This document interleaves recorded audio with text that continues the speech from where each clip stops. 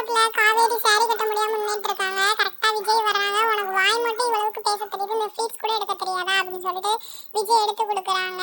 Sorry நீட்டா கட்டின பிறகு அவங்க சித்தி வர்றாங்க. வந்துட்டு பூ ஏன்னா நீ இன்னும் கிளம்பாம இருக்குன்னு சொல்லிட்டு பூ கொடுத்துட்டு ஜெல்ஸ் எல்லாம் உனக்கு விஜய் வாங்கி வச்சு கொடுத்துருக்காங்க, அதெல்லாம் போடு அப்படின்னு சொல்லி போட்டு விட்டுருக்காங்க.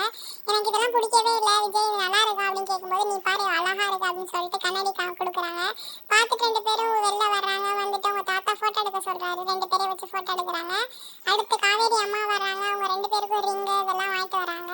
விஜய் கிட்ட போட சொல்றாங்க. விஜய்க்கு பத்தாத மாதிரியே வேணுக்குமே உங்க பொண்ணுக்கு மட்டும் வாங்கிட்டு வந்திருக்கீங்களா அப்படின்னு சொல்றாரு அவரு. பார்த்தா விஜய் கரெக்டா இருக்கு. கங்கா எல்லாரும் சொல்லியும் கேட்காம வேலையை கிளம்பிடுறாங்க. அப்ப பசுபதி வரதை பார்த்துட்டு என் தங்கச்சி எதுவும் டார்ச்சர் பண்ணுவாங்களோ அப்படின்னு சொல்லிட்டு பாய் தூரம் போயிட்டு ரிட்டர்ன் வராங்க. பசுபதி பொண்ணு காவேரிக்கு கிஃப்ட் வாங்கிட்டு வராங்க. அதுக்கு விஜய் வாங்கல. நம்ம